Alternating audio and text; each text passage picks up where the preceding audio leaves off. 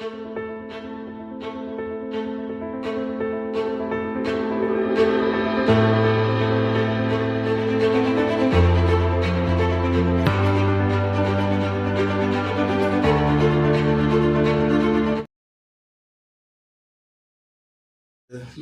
de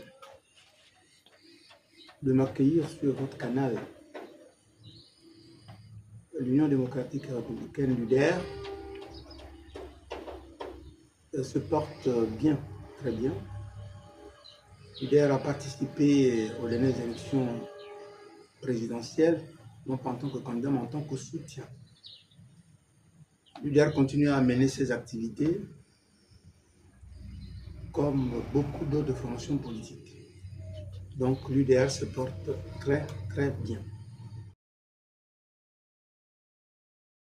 On regarde sur la situation de guérissement de nos frères et sœurs du deuxième arrondissement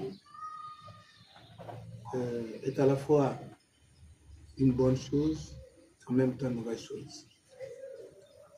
Une bonne chose parce que notre ville va connaître une transformation telle que le visent les plus hautes autorités de notre pays. Mauvaise parce que la démarche n'a pas été bonne. Il aurait fallu au gouvernement, la terre appartenant à l'État, il appartient donc à l'État d'exproprier des gens d'utilité publique, de bonne cause. Cependant, l'État, donc le gouvernement, devait d'abord s'appuyer sur une, deux, trois choses.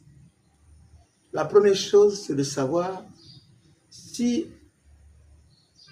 les zones querellées sont les zones qui ont été actées par le déguerpissement et ceux qui ont été ici sont partis.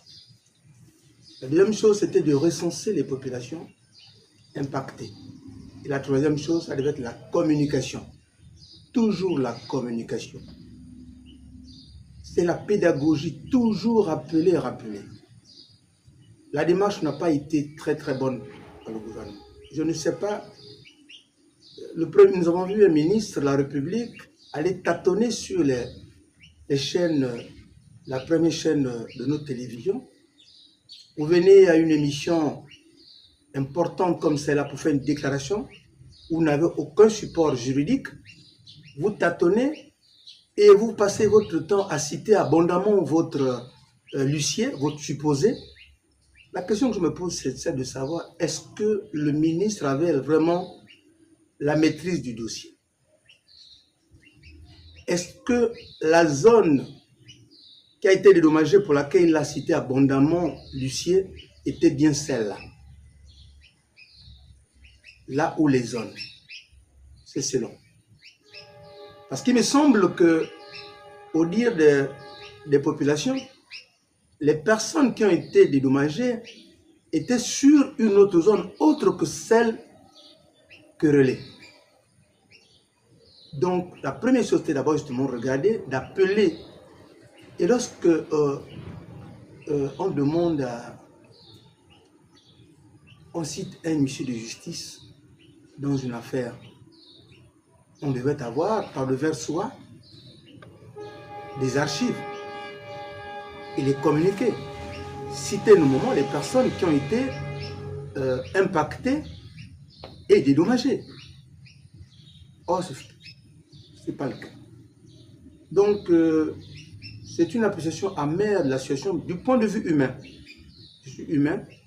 Vous imaginez un matin, vous partez à votre travail, quand vous arrivez, on vous dit que votre maison a été écrasée. Sans communication. La terre appartient à l'État.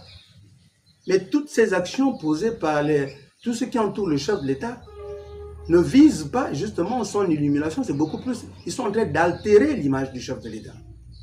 Parce que le chef de l'État, ne dit-on pas que le branche que casse les singes tombe sur le dos de l'éléphant, le président de la République est le seul responsable devant la nation. Il a l'obligation de protéger les Gabonais. C'est lui qui incarne l'État. Donc tout ce que font les membres du gouvernement, tout laisse penser que c'est le chef d'État qui le dit, qui le fait, ou qui le leur demande de faire, qui demande de faire. Malheureusement, c'est le chef d'État qui va payer le lot tribut. Ça, c'est du colmatage maintenant. Le chef d'État a bien fait parce qu'il n'a peut-être pas le dossier sous la main. La première chose aurait été justement l'identification dont je parle effectivement de se faire le point sur le nombre de personnes qui habitent. Quels sont les gens qui ont des titres fonciers et qui ne les ont pas, qui a été dédommagé et qui n'a pas été dédommagé. Or, on a pris tout le monde dans le moule, on tape sur toutes les maisons sans distinction. Le chef d'État essaie de rattraper les choses. Mais ce n'est pas facile. C'était une bonne chose que le chef d'État ait pris le dossier à bras-le-main. Mais c'est déjà une mauvaise chose. Ça, c'est du rafistolage. Le président de la République est obligé de rattraper. Vraiment, c'est décevant. On ne peut pas avoir un gouvernement qui va aller tâtonner sur des sujets qu'il est censé maîtriser. La première chose, c'est vrai que c'est un nouveau ministre qui a été nommé. On lance l'anathème sur les anciens régimes. L'ancien régime, je suis d'accord. Mais la première chose d'un membre du gouvernement ou d'un cadre, lorsque vous arrivez, c'est d'abord de vous approprier, de vous familiariser, de comprendre le dossier. On ne sort pas pour aller faire une déclaration sans avoir des supports juridiques. La question que je continue à me poser, c'est celle de savoir est-ce que la zone qui a été cassée était celle identifiée par les anciens gouvernements, par les anciens régimes. C'est ça la question. Et justement, le chef d'État est obligé de rattraper toutes ces choses-là. Mais le gouvernement a failli, mais gravement, à l'instar de ce que nous avons vu à La Haye. Sur le conflit il Mali. On ne peut pas venir arriver à ce niveau de débat avec une photocopie, alors que les autres sont en train de vous brandir. Vous savez bien les normes. Vous savez, les normes, les arrangements entre pays et les lois extra-nationales, supranationales, voulais-je dire, sont au-dessus de toutes ces considérations. Je remercie les techniciens qui ont travaillé sur cette question. Je voudrais également remercier le chef d'État qui a compris la nécessité de mettre en place des commissions pour travailler de cette question. Je l'avais déjà dit à vos confrères au cours de l'émission Gabon Politique que quel était l'impact au plan financier, l'impact des partis politiques sur le budget national. Et je disais que depuis 2014, aucune formation politique, quand j'entends pas aucune formation politique, c'est les partis politiques éligibles. La loi était suffisamment claire. Elle demeure encore, n'a pas encore été abrogée. Ne pouvaient bénéficier à la subvention de l'État que ceux ayant des élus. Ça veut dire que tous les partis politiques n'étaient pas éligibles. Et depuis 2014, même les partis éligibles n'ont pas reçu un seul fonds. Dites-nous un peu où se situe la responsabilité des partis politiques dans la gestion de notre pays. Mais si on parle des partis politiques, je pense que moi, pour ma part, parce que j'étais le soutien de l'ancien régime, j'assume, parce que faisais partie de cette majorité, j'assume. Prenons donc les partis politiques, comme l'avait décidé la population, le peuple avait décidé de dissoudre le PDG et ses alliés. Nous autres, j'assume. J'étais membre, j'étais un soutien indéfectible de l'ancien régime. J'assume. Alors qu'on s'en prenne à nous, à ces partis politiques qui avaient la gestion donc, de ce pays, même si nous, je veux pas, je dis j'assume, même si les partis politiques qui étaient autour de cette majorité, aux côtés du PDG, ne bénéficiaient de rien du tout, mais j'assume. Il faut être quelqu'un, il faut assumer. Mais quand on sait bien que c'est le PDG qui est à l'origine, pourquoi parle-t-on de tous les partis politiques? Quel est l'impact financier sur le budget de l'État en ce qui concerne les partis politiques? la question là, personne n'arrive à répondre à cette question. Pour répondre à votre question, je pense qu'il y a eu un peu plus de souplesse au niveau de la commission qui a travaillé. Au niveau du Parlement, nous espérons aussi que là-bas aussi, il y aura un peu plus de souplesse. Je vous dis, c'est simple, les partis politiques au Gabon ne vivent que dans les mal-être. Ils ne sont pas nombreux à fonctionner régulièrement, à disposer d'un siège, de tenue de congrès, disposer d'un compte bancaire. Ils ne sont pas nombreux, ces partis politiques. Ils mourront d'eux-mêmes. Même si vous n'exigez qu'un seul conseiller, ils mourront. Il n'y aura pas 50 partis politiques qui réussiront à obtenir. Même la caution est un problème pour les présidents, pour les partis politiques. La caution électorale est un gros problème pour les partis politiques. S'ils n'arrivent pas, c'est-à-dire une obligation est faite à l'ensemble des partis politiques de concourir à l'expression du suffrage universel. C'est déjà une bonne chose. Tous les partis vont participer, mais je ne suis pas sûr que beaucoup réussiront à payer ne serait-ce que leur propre caution. Laissez les gens mourir de leur propre mort. Et je suis sûr, pour ceux qui vont participer quand même, je ne suis pas sûr que l'ensemble des partis politiques auront au moins un conseiller. Je suggère que le Parlement, qui s'est saisi du dossier, reprenne les termes de la loi actuelle, qui n'a pas encore été abrogée. Je dis que tout maintien de parti politique, il faudrait avoir au moins un élu national ou un élu local. Ce serait beaucoup plus. C'est une participation parce que le 10e qu'on reprend dans les circonscriptions n'est pas quantitaire négligeable. Il faut en tenir compte. Ce sont des éléments d'appréciation. Donc je propose que les parlementaires nous écoutent. Nous proposons, l'UDER propose, continue toujours à proposer un élu national ou un élu local pour se maintenir sur l'échiquier politique. Mais je sais que beaucoup de partis politiques sortiront. Je vais commenter cette loi en tant que profane parce que je ne suis pas un spécialiste du droit. Mais la loi par essence, c'est quoi? Le bon sens. La loi par essence est le bon sens. Donc, si la loi est le bon sens, chacun devra donc regarder la loi, même si les spécialistes, ou ceux qui se passent pour les spécialistes, pas de la sémantique. En réalité, de quoi parle l'article 82? L'article 82 interdit simplement celui qui a été élu d'adhérer à une formation politique. Bien entendu, en amont, le législateur pensait qu'il fallait encadrer le vagabondage politique parce qu'il y a tellement de transhumance, il y a tellement de mouvements qu'il fallait encadrer. Et ça n'a pas été explicite. La loi ne dit pas qu'on n'adhère pas à l'ancien parti politique avec la possibilité d'adhérer à une nouvelle formation politique qu'on va créer. Non, interdit. J'ai entendu les spécialistes de la loi du droit dire que la création est une chose, l'adhésion en est une autre. Je suis parfaitement d'accord avec eux, partage leur sentiment. Je donne un sentiment de profane, hein, un sentiment de bon sens qui n'a peut-être pas rien à voir avec la sémantique, donc j'ai entendu il n'y a pas très longtemps. C'est le bon sens, le droit n'est rien d'autre que le bon sens. Dès lors que vous créez un parti politique, vous devenez membre. Parce qu'à l'origine, il y a des membres fondateurs, il y a une liste. Donc vous devenez de facto des adhérents de cette formation politique.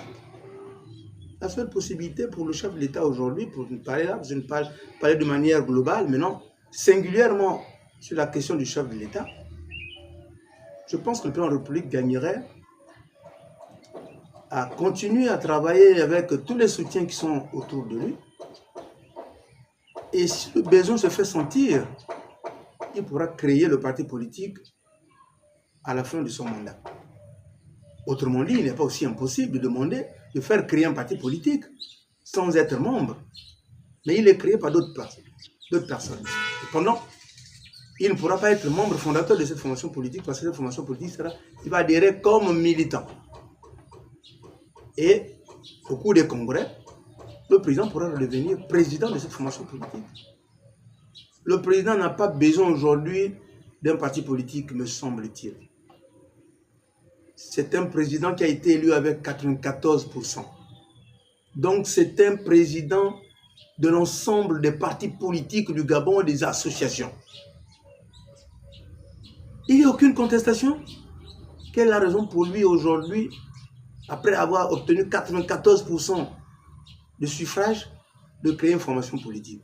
Il va diviser cette population parce que celui qui ne se reconnaît pas sa formation politique, il va sortir les 94%. Je suggère au chef de l'État qui est le maintien de ces 94% en se maintenant dans la position actuelle de président des 94%. L'UDR s'est présenté à la première année. L'UDR avait à peine un mois de sa création, est allé aux élections. Aujourd'hui, l'UDR prend de l'âge. Il ne va pas reculer. L'UDR va présenter au cours des dernières élections de 2023 qui ont été malheureusement annulées. L'UDR a présenté à peu près une vingtaine de candidatures à travers le territoire national. Bien entendu, les élections qui profilent à l'horizon, l'Union démocratique et républicaine sera également de la course, comme d'habitude.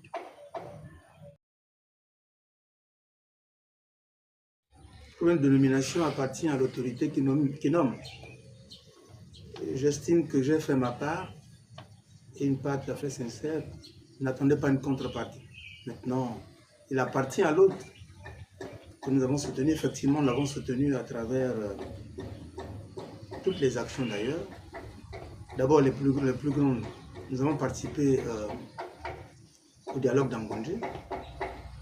Nous avons soutenu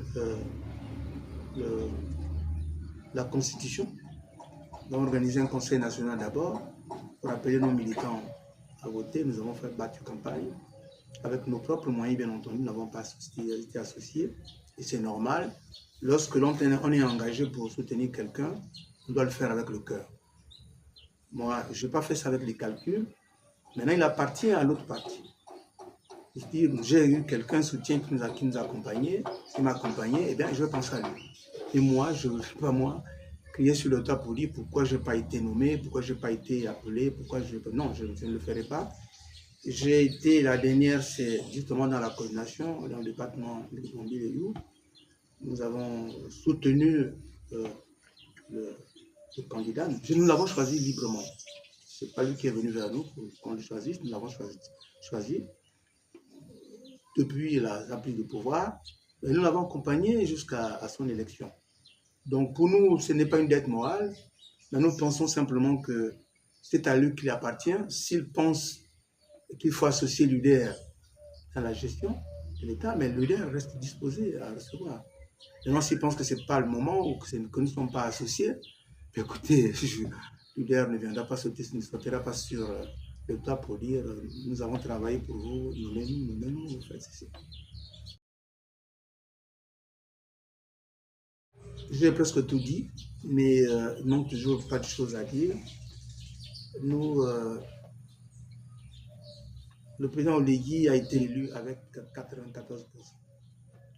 J'invite tous les collaborateurs du chef de l'État à le soutenir de manière tout à fait véritable et réelle, à lui faire prendre des positions défendables, pas des positions qui font en sorte que sa cote de popularité baisse, à l'instar de ce que nous avons, du spectacle auquel nous avons assisté, celui de l'Assemblée nationale.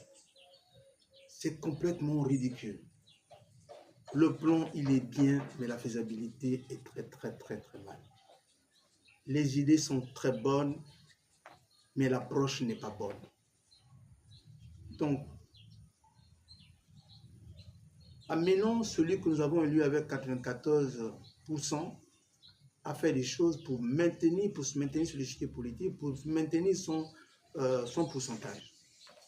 Parce que, et au chef de l'État, de constater que celui qui n'est pas à sa place, au-delà des sentiments, parce qu'il s'agit de votre image, c'est l'image du chef de l'État.